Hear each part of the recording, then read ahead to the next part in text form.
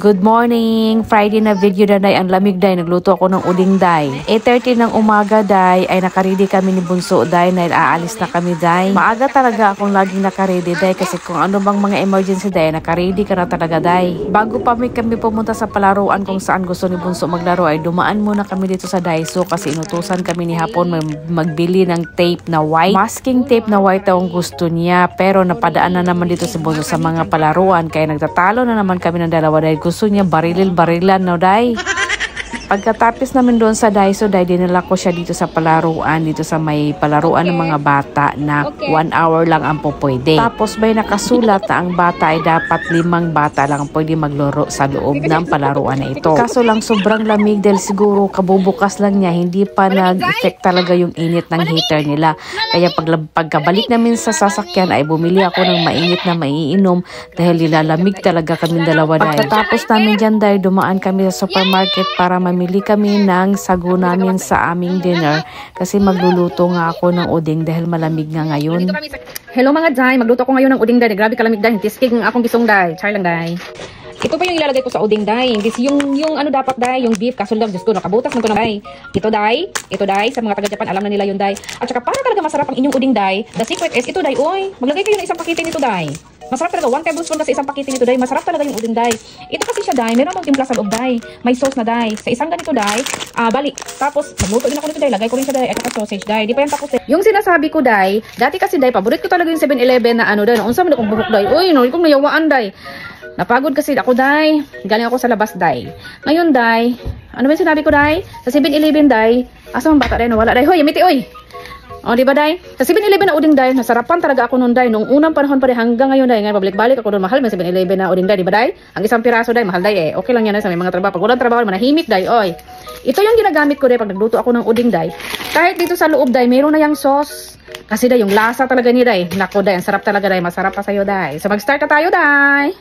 Yung chicken skin day ay medyo matigas-tigas kasi yan day, hindi kasi yan malambot, ay pressure cooker ko siya. I-pressure cooker ko rin yung Japanese radish or day kung tatawagin dito. Babalatan ko siya and then hihiwain ko siya ng mga 5 cm. 4 lang siguro kahiwa or 5 dahil yung mga bata hindi siya mahilig sa ganito. Kami lang mga lalaki ang mahilig sa ganitong daikong or radish na ilagay siya sa udeng. Kaya ko siya i-pressure cooker day kasi kung lulutuin ko siya ng hindi naka-pressure cooker, medyo matagal talaga kasi yung radish ay medyo matigas yan, and then yung chicken skin or kahit hindi chicken skin ang gamitin nyo ay matigas dahil talaga. Malapit na mag-cool down yung pressure cooker natin. Dito naman sa kabila ako, dito ko talaga lulutuin yung udeng.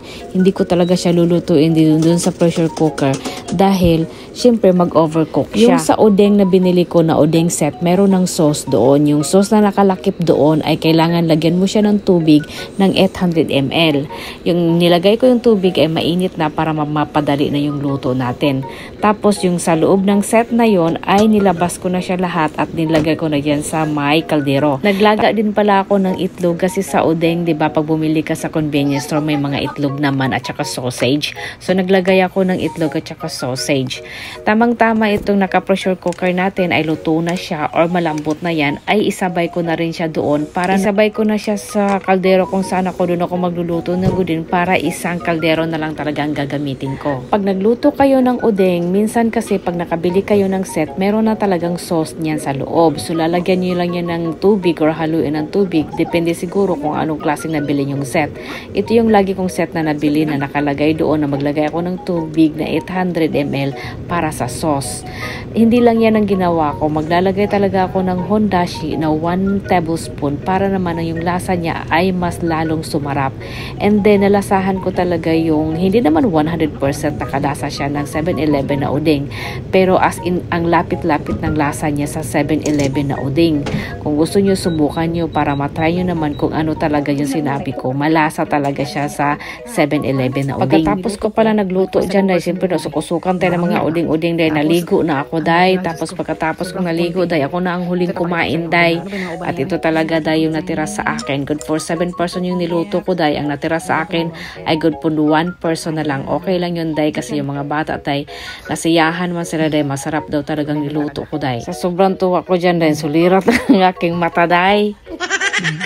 Natutuwa ako dahil kasi kukunti na lang yung natira dahil so ibig sabihin dahil masarap talaga yung luto ko dahil and then pagkat nung nakita nilang kumain na ako, nagsilapitan sila dahil lalo na itong babayan, sabi niya sa akin salamat dahil masarap daw yung uding na niluto ko para yung uding na 7-Eleven daw, o di ba?